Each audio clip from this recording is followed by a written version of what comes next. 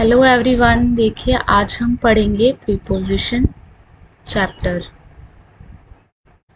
Preposition chapter पढ़ेंगे, यहाँ से स्टार्ट करेंगे। जैसे आपको स्क्रीन पे दिख रहा है, देखा है, प्रीपोजिशन वह या शब्द समूह है जो किसी नाउन या प्रनाउन से पहले प्रयुक्त होकर उस नाउन या प्रनाउन के अन्य शब्दों के साथ संबंध बताता है। जैसे मतलब ग्रुप ऑफ वर्ड्स जो किसी नाउन या प्रनाउन के पहले आता है। ठीक है, नाउन या प्रनाउन के पहले कोई वर्ड आता है, ग्रुप ऑफ कोई भी शब्द आता है, तो उसको हम क्या बोलते हैं? प्रीपोजिशन। इसमें थोड़ी हिंदी और इंग्लिश मिक्स है, इससे आपको ज़्यादा समझ आ जाएगी। कि प्रीपोजिशन क्या होता है, कि वह शब्द या समूह है जो किसी नाउन या प्रनाउन से पहले आता है, तो उसको हम प्रीपोजिशन बोलते हैं। जैसे बहुत सारी प्रीपोजिशन होती हैं, इधर मैं वन बाय वन आपको समझाऊंगी। ठीक है, जैसे नीचे दी गई हैं between, among, between, among, beside, besides नीचे आपको दिख रही होगा। थोड़ा मैं स्क्रीन नीचे करती हूँ। ये लिखा है जैसे कंफ्यूजिंग पेयर ऑफ प्रीपोजिशन। जैसे ये सारी हमारे पास प्रीपोजिशन होती है। Between, among, across, through, in, into, before, in front of, beside, besides, on, upon, in, within, at, in, for, since, on, over, by, with, in spite of, despite। तो one by one हम इसको समझेंगे कि ये कहाँ पर use होते हैं, इनका क्या मतलब होता है। मतलब हर किसी कोई भी हम चैप्टर पढ़ते हैं तो उसका हमें बेसिक मतलब कंसेप्ट होना बहुत ज़रूरी है, तो तभी हमें पता चलेगा ये कहाँ पे यूज़ होगी। ठीक है, जैसे मैं स्टार्ट करती हूँ ऑन से। ऑन प्रीपोजिशन मैक्सिमम सारों को पता होती है।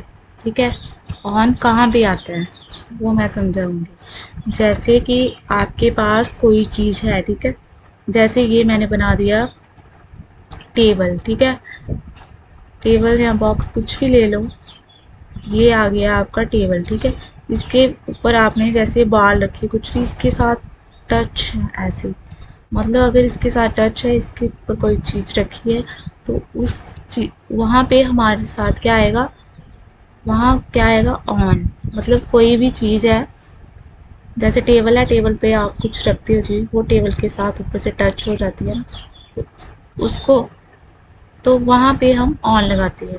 जैसे फॉर एग्जाम्पल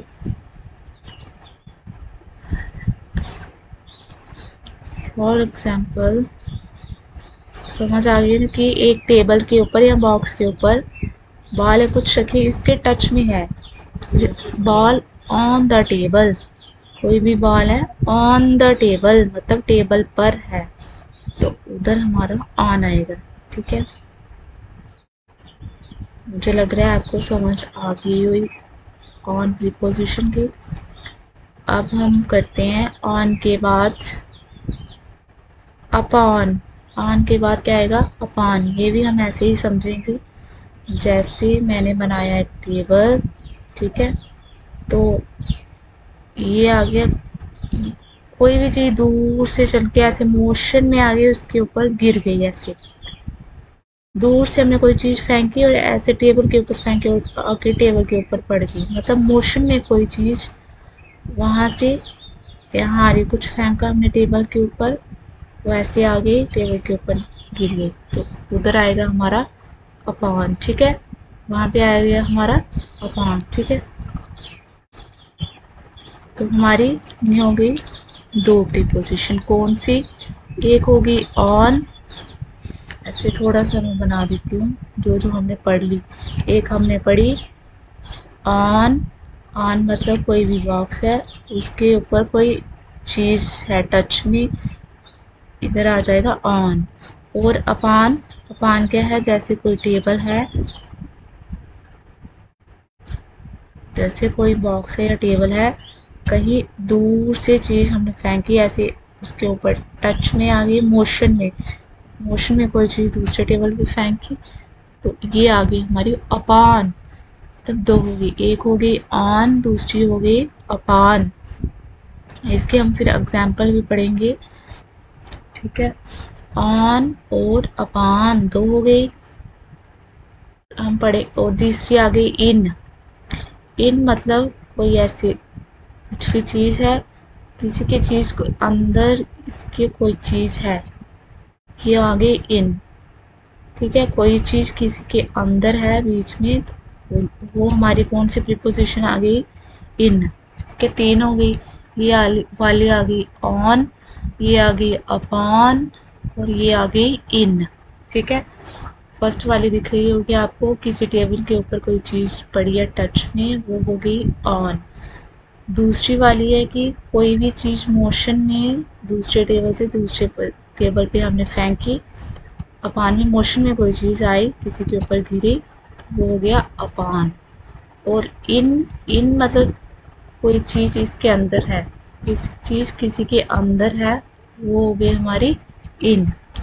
ये हो गई हमारी थ्री।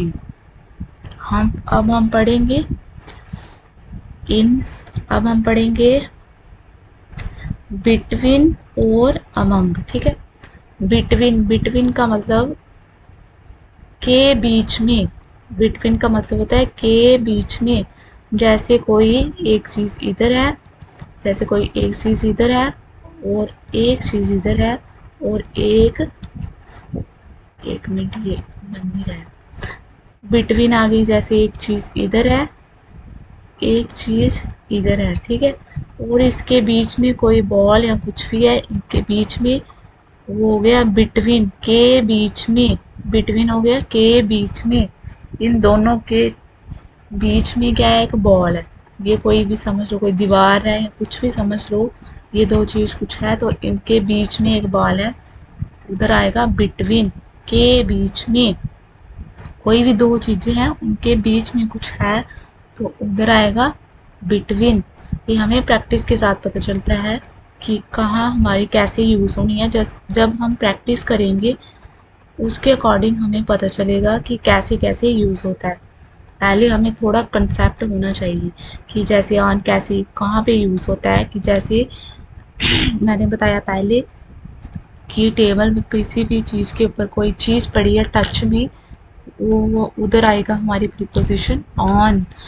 और दूसरी वाली पढ़ी हमने अपॉन, बार बार इनको रिवाइज करना है, तभी हमें समझ आएगी हाँ ऑन कहाँ पे यूज़ होना है, कि जैसे किसी चीज़ के ऊपर कोई चीज़ पड़ी है टच में, वो ऑन हो गई। और अपॉन जैसे कि दूसरी चीज़ हमने दूसरी चीज़ के ऊपर फेंक करना, कोई चीज़ मोशन में आ रही है दूसरी चीज़ के ऊपर पड़ी, तो वहाँ आएगा हमारा अपॉन।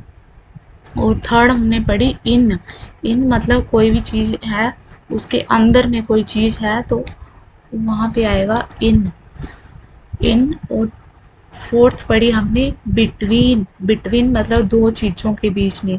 बिटवीन का मतलब के बीच में, बिटवीन का मतलब के बीच में, कोई भी दो चीज़ें हैं उसके बीच में कोई एक चीज़ है, वहाँ पे आएगा बिटवीन, ठीक है। दो चीज़ों के बीच में कोई चीज़ है, वहाँ आएगा बिटवीन, ठीक है। यहाँ आपको दिख रही है ना, आपको बताती हूँ, ये दिख रही है आपको, इधर लिखी है जैसे बिटवीन, अमंग, अक्रॉस, ये सारी आपने रीड करनी है। आप यहाँ से नोट्स भी बना सकते हैं अपने कॉपी पे, इंग्लिश हिंदी दोनों को अच्छे से समझ के, क्योंकि नोट्स बनाए हों खुद तो रिवीजन करने के लिए, पढ़ने के लिए ठीक रहते हैं। आप यहाँ से नोट्स भी बना सकती हैं, ठीक है।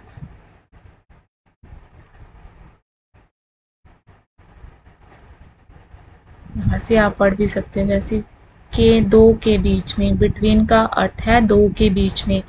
जैसे आपको इंग्लिश नहीं समझ तो इधर सब इंग्लिश टू हिंदी सब कुछ दिया है। अमंग का प्रयोग हमेशा दो से अधिक के संदर्भ में होता है।